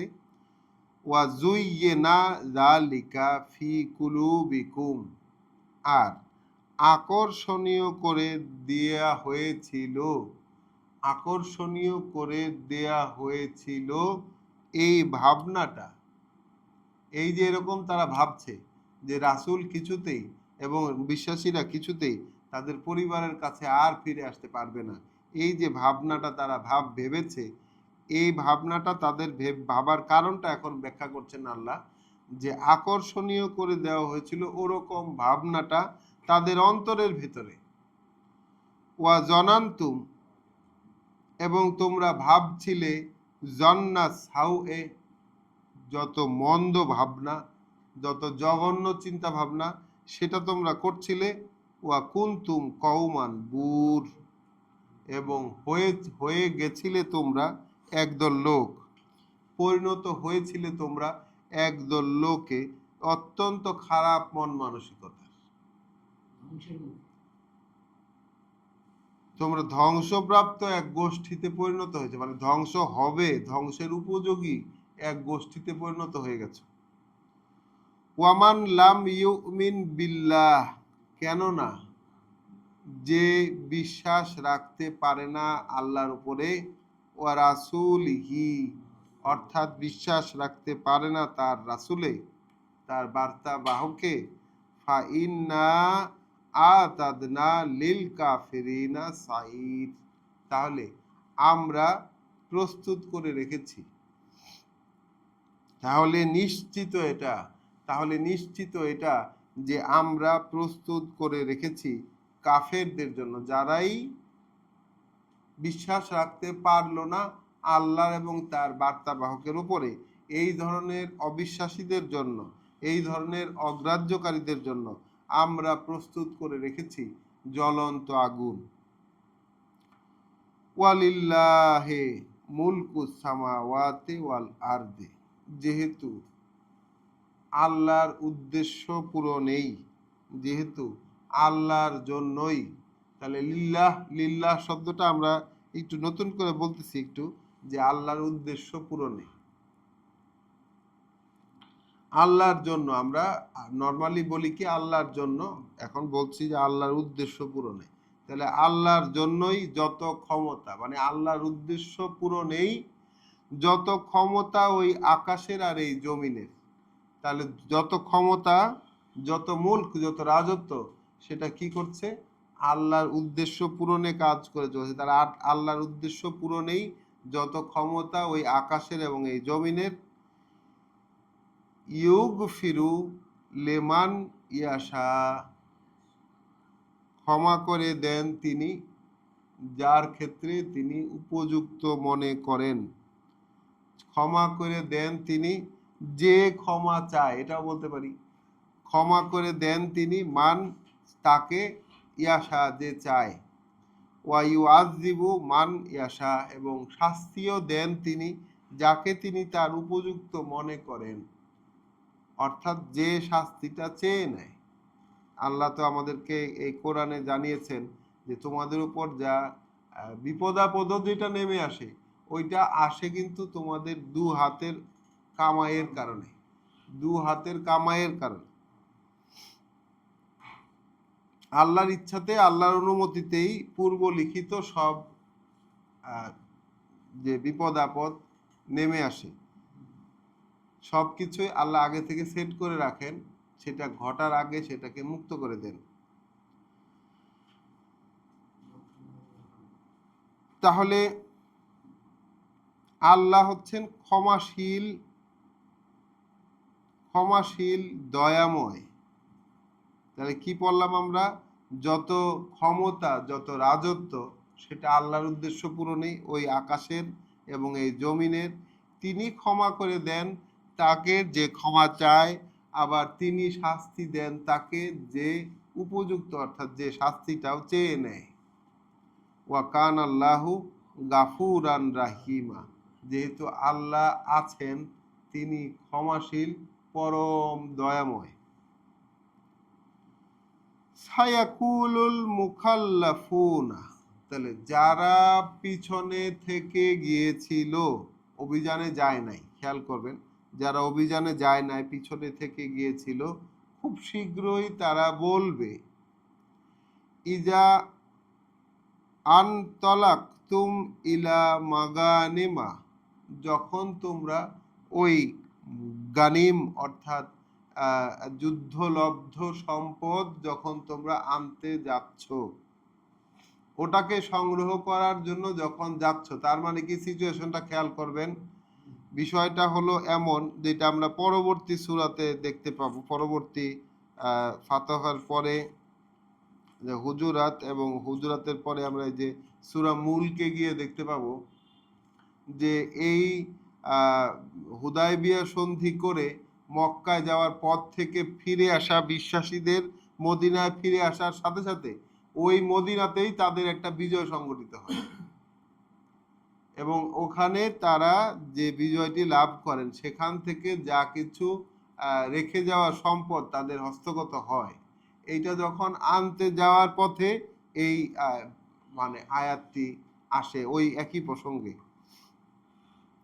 সায়াকুলুল মুখাল্লাফুন, তো যারা পিছনে থেকে গিয়েছিল, আল্লাহ তো কিছুক্ষণ আগে তাদের কথা আমাদেরকে বললেন যে তারা মুখে যে কথা বলতেছে যে সম্পদের চিন্তায় এবং স্ত্রী পরিবারের চিন্তায়, তাদের পরিবারের চিন্তায় তারা রাসূলের সাথে যেতে পারেননি।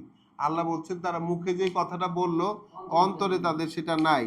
এখন তাদের প্রসঙ্গ আবার আসছে, খুব শীঘ্রই বলবে এই পিছনে থেকে যাওয়া লোকেরা যখন তোমরা যাচ্ছ একটা মাগানিমা অর্থাৎ একটা যুদ্ধলব্ধ সম্পদ আনতে যখন যাচ্ছ, লেতা আখুজু হা যেন লেতা আখুজু হা জারুনা নাত্তাবে কুম, মানে তারাও যেন সেইটা নিতে পারে। তোমরা যখন ওই যুদ্ধলব্ধ সম্পদ আহরণ করার জন্য রওনা হচ্ছ, তখন এই পিছনে থেকে যাওয়া লোকেরা অবশ্যই বলবে তোমাদেরকে যে আমাদেরকেও সাথে নাও। হ্যাঁ, যুদ্ধে যাওয়ার ক্ষেত্রে নাই, কিন্তু অভিযানে যাওয়ার ক্ষেত্রে নাই, কিন্তু যখন যুদ্ধলব্ধ সম্পদটা আহরণ করতে যাওয়া হচ্ছে তখন তারা বলবে যে আমাদেরকেও সাথে নাও, আমরা তোমাদের কথা মতো চলবো, নাত্তাবে কুম, তোমাদের কমান্ড অনুযায়ী আমরা থাকবো, অসুবিধা নাই। ইউরিদুনা আন ইউবাদদিলু কালামাল্লাহ, তাদের মনে ইচ্ছা হচ্ছে যে আল্লাহর কালাম, আল্লাহর বলা কথা, এটা তারা পাল্টে দেবে। আল্লাহর কালামকে তারা পাল্টে দিতে চায়, আল্লাহর কথাকে তারা পাল্টে দিতে চায়। কুল, তুমি বলে দাও, রাসূলকে আল্লাহ বললেন যে তুমি বলে দাও, লান তাত্তাবিউনা, কিছুতেই আর অনুসরণ করতে পারবে না তোমরা আমাদেরকে, কিছুতেই তোমরা আর অনুসরণ করতে পারবে না আমাদেরকে। কাযালিকুম ক্বালা আল্লাহ মিন ক্বাবলু, আগেই আল্লাহ বলে দিয়েছেন তোমাদের ব্যাপারে এই কথা। তাহলে আল্লাহ আগেই এই কথা তোমাদের ব্যাপারে বলে দিয়েছেন। ফাসায়াকুলুনা, তখন অবশ্যই তারা বলবে, তখন দেখবে যে তারা বলবে, বাল তাহসুদুনা না, ওরা বলবে যে আসলে তোমরা আমাদেরকে হিংসা করতেছো। কি বলবে?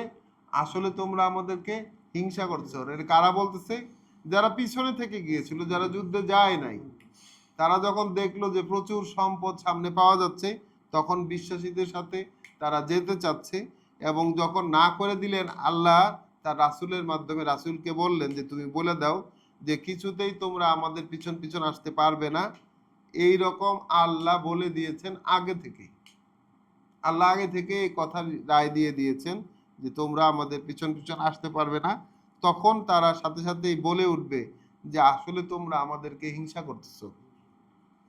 বালকানু লা ইয়াফকাহুনা ইল্লা কালিল, আসল ব্যাপার হচ্ছে, আল্লাহ বলছেন আসল ব্যাপার হচ্ছে তারা ভাবনা চিন্তা করে না। আসল ব্যাপার হচ্ছে তারা ভাবতে পারে না, ভাবলেও খুব সামান্য।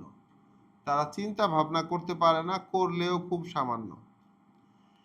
এখন আমরা আমাদের দিকে একটু তাকাবো, আমরা কি করতাম।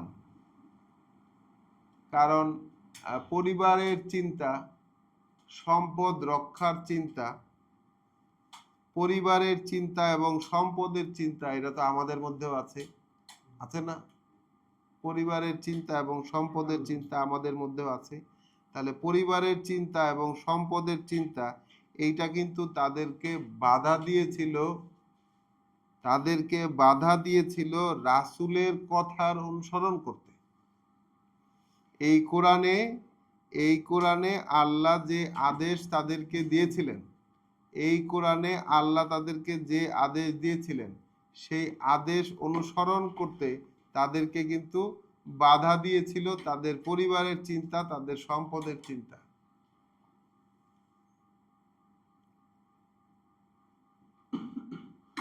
এখন এরা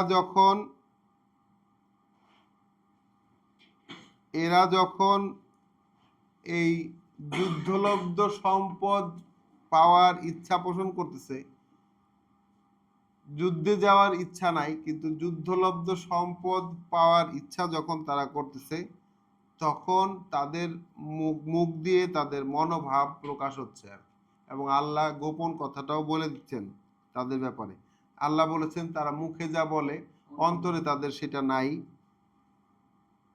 এবং আল্লাহ শেষ পর্যন্ত তাদেরকে ব্যারিকেড দিয়ে দিলেন, না তা তোমরা আর যাইতে পারবে না। রাসূলকে বলছেন তোমরা কিছুতেই আর আমাদের পিছন পিছন আসতে পারবে না, আল্লাহ আগেই বলেছে। তখন তারা একটু খেপে গিয়ে বলল, আসলে তোমরা হিংসা করতেছো আমাদেরকে। আল্লাহ বলছেন আসলে এরা হইলে গিয়া কোনো কিছুই ভাবে চিন্তা কথা বলে না, কোনো ভাবেই না, তারা ভাবতে পারে না, পারলেও খুব সামান্য। কুল লিল মুখাল্লাফিনা বিনাল আরাব, তাহলে আরবদের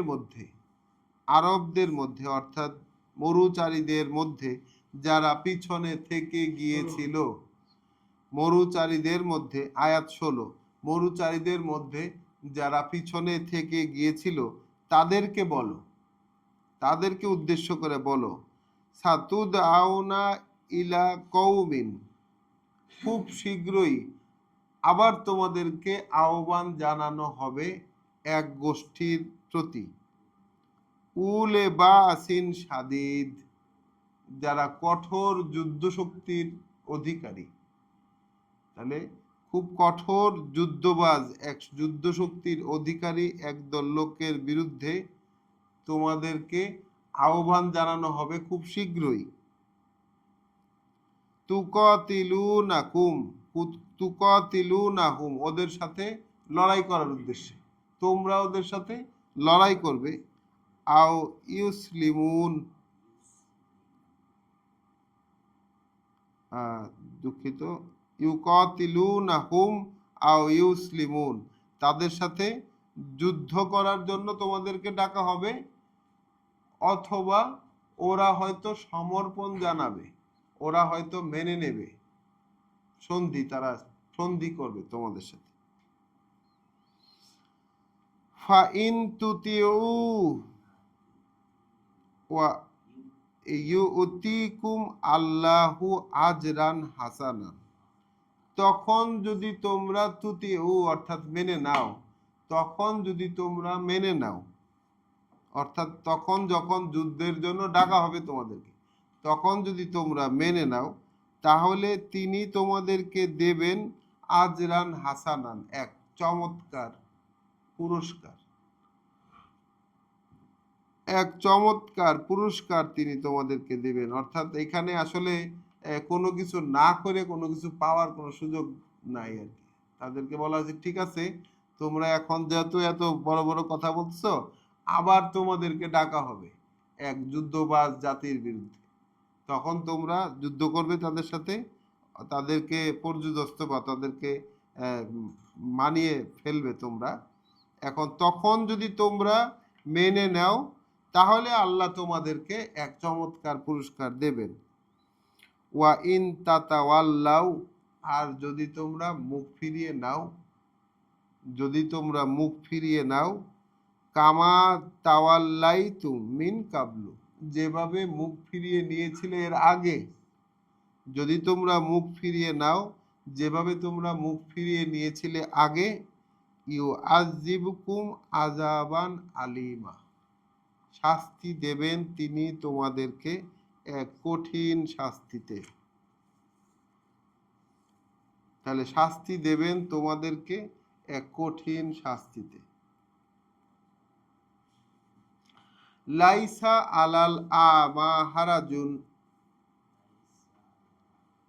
তাহলে দায় নেই অন্ধের ওপর কোনো দোষের, তাহলে কোনো পাপের কোনো দোষের দায় নেই অন্ধের ওপর। ওয়ালা আলাল আরা, যে হারাজুন, আর না কোনো পঙ্গু ব্যক্তির উপর রয়েছে দোষের চাপ। ওয়ালা আলাল মারিদে হারাজুন, অথবা রোগগ্রস্ত লোকের ওপর কোনো চাপ নেই, কোনো দোষের দায় নেই। তাহলে তিন ধরনের লোকের উপর যুদ্ধে না যাওয়ার, রাসূলের সাথে অভিযানে না যাওয়ার দায় নেই। কারা তারা? এক নাম্বার হচ্ছে যারা অন্ধ, দুই নাম্বার হচ্ছে যারা পঙ্গু, তিন নাম্বার হচ্ছে যারা রোগগ্রস্ত। ওয়ামাই ইউতিল্লাহ, আর যে মেনে নিল আল্লাহকে, আর যে মেনে নিল আল্লাহকে ওয়া রাসূলুহু, অর্থাৎ তার বার্তা বাহককে, যে মেনে নিল আল্লাহকে অর্থাৎ তার বার্তা বাহককে, ইউদখিলহু জান্নাতিন, প্রবেশ করাবেন তিনি আল্লাহ, প্রবেশ করাবেন তিনি আল্লাহ তাকে জান্নাতে, সেই সুন্দরতম বনভূমিতে প্রবেশ করাবেন তিনি তাকে সুন্দরতম বনভূমিতে, তাজরি মিন তাহতিহাল আনহার, যার এলাকা জুড়ে ঝর্ণা, নদী, জলপ্রপাত প্রবাহিত। ওয়ামাই ইয়াতাওয়াল্লা, আর যে মুখ ফিরিয়ে নিল, আর যে মুখ ফিরিয়ে নিল, ইউআযিবুহু আযাবান আলীমা, তাহলে শাস্তি দেবেন তাদেরকে এক কঠিন কষ্টের শাস্তিতে, শাস্তি দেবেন তাদেরকে এক কঠিন কষ্টের শাস্তিতে। তো আলহামদুলিল্লাহ, আমাদের সূরা ফাতহ 17 নম্বর আয়াত পর্যন্ত আমরা পড়লাম। আমাদের পড়া আজকে আমরা এখানেই থামাবো। সূরা ফাতহ মূলত সেই হুদায়বিয়া সন্ধিকে ফোকাস রেখে সে নতুন করে বিশ্বাসীদের জন্য রাসূলের মাধ্যমে যে জয়ের ধারা খুলে দিলেন, এবং যারা যারা যায়নি, যারা পিছনে থেকে গিয়েছে, তাদের চরিত্রটা আল্লাহ উন্মোচন করে দিলেন। এবং সবশেষে আমরা যেই জায়গাটায় এসে থামলাম, অর্থাৎ প্রত্যেক ক্ষেত্রে যে আল্লাহর অনুসরণ করে, আল্লাহকে মান্যতা দেখায়, অর্থাৎ মান্যতা দেখায় রাসূলকে। এখন রাসূলের প্রতি মান্যতার বিষয়টি আল্লাহ কিভাবে আমাদেরকে এই সূরায় দেখিয়েছেন, যে রাসূলকে তিনি প্রেরণ করেছেন। আমরা কিন্তু দেখে এসেছি একেবারে সুস্পষ্টভাবে 8 নাম্বার আয়াতে, 8 নাম্বার আয়াতে আমরা দেখে এসেছি যে তোমাকে আমরা প্রেরণ করেছি। রাসূলকে আল্লাহ বলছেন যে তোমাকে আমরা প্রেরণ করেছি একজন সাক্ষীদাতা, একজন সুসংবাদদাতা, একজন সতর্ককারী হিসাবে, যেন তোমরা বিশ্বাসীরা, তোমরা জনগণ, যেন তোমরা জনগণ বিশ্বাস আনতে পারো আল্লাহর প্রতি, তার বার্তা বাহকের প্রতি, তাকে তাকে সমর্থন দিতে পারো, তাকে সমর্থন দিতে পারো, তাকে সম্মান এবং মর্যাদা দিতে পারো, এবং যেন নিত্যকার কাজগুলো, নিত্যকার কাজ উচ্চকিত করার, নিত্যকার যেই সাব্বাহ যেটাকে বলে, নিত্যকার যে কাজগুলো, এগুলো যেন তোমরা দিনে রাতে করে দিতে পারো। আমরা সূরা আরাফে দেখেছি যে নবীর প্রতি বিশ্বাসীদের করণীয় কি, তাকে সাহায্য করবে, তার শক্তি বৃদ্ধি করবে, এবং অনুসরণ করবে হলো নবীর সাথে যে নূর নাজিল হয়েছে সেটা। আমরা একটু সেই আয়াতটিও একটু আমাদের পড়া ফাইনালি শেষ করার আগে সেই রেফারেন্সটিও আমরা একটু দেখে নিব। দেখে নিলে মনে হয় যে আমাদের একটু ভালো লাগবে।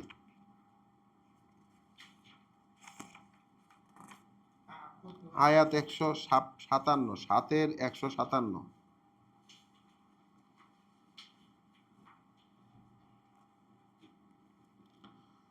তাহলে যারা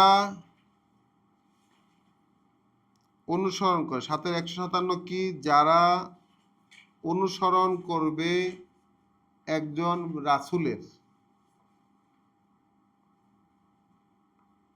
যিনি একজন উম্মি নবী, মানে এমন একজন নবী। তাহলে রাসূলের সংজ্ঞা দিচ্ছেন কি এখানে, যিনি একজন নবী, যিনি পূর্ববর্তী কিতাব জানেন না। তাহলে মুহাম্মদ রাসূলুল্লাহকে আল্লাহ সংজ্ঞা দিচ্ছেন একজন নবী হিসাবে, যিনি কিনা আগের থেকে কোনো কিতাব জানতেন না, তাওরাত ইনজিলের জ্ঞান তার ছিল না। তাহলে যার উল্লেখ রয়েছে তাদের কাছে রাখা তাওরাত এবং ইনজিলে, তাহলে তাওরাত এবং ইনজিলে মুহাম্মদ রাসূলুল্লাহর উল্লেখ রয়েছে, যার উল্লেখ রয়েছে তাদের কাছে রাখা তাওরাত এবং ইনজিলে,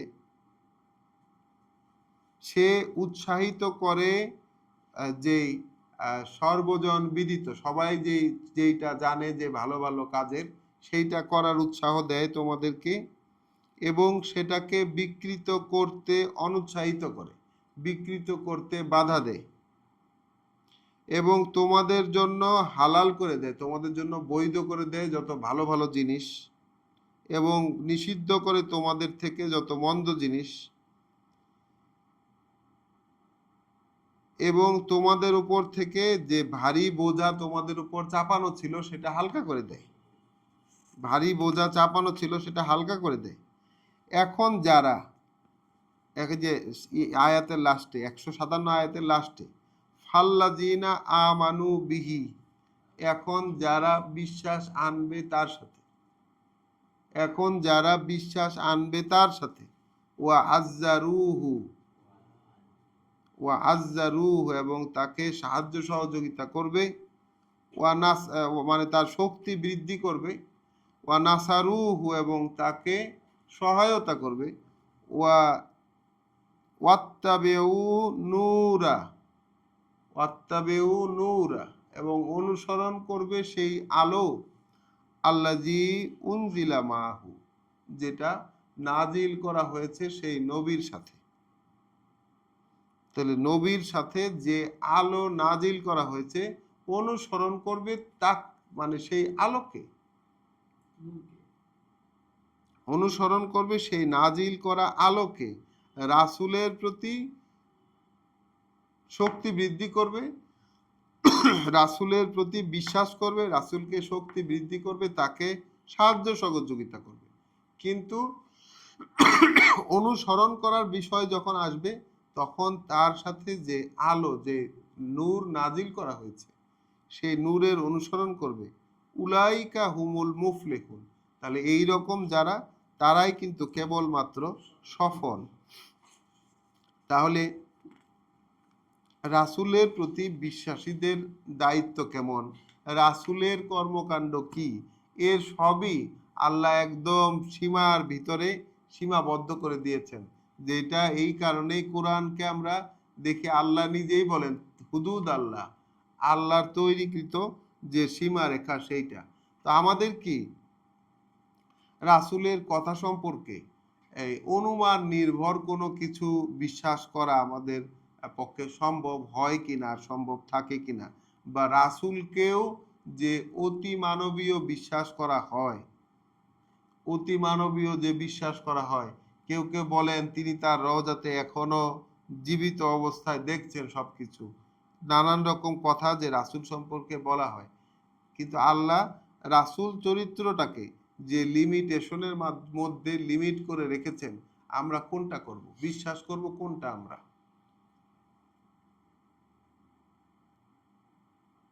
তো আমরা আসলে আমরা যে পড়াটা পড়তে বসেছি, এই পড়ার মধ্যে আমাদের উদ্দেশ্য হলো, এই পড়ার মধ্যে আমাদের উদ্দেশ্যটা ছিল যেন আমরা আল্লাহর কথা, আল্লাহ যা নাজিল করেছেন সেইটা আমরা বিশ্বাস করতে বসেছি, সেইটা আমরা বিশ্বাস করতে বসেছি, যেন এই যারা পিছনে থেকে গিয়েছিল তাদের উদাহরণ আল্লাহ আমাদেরকে দেখালেন, যে তাদের মুখে কথা যেটা অন্তরে সেটা নাই।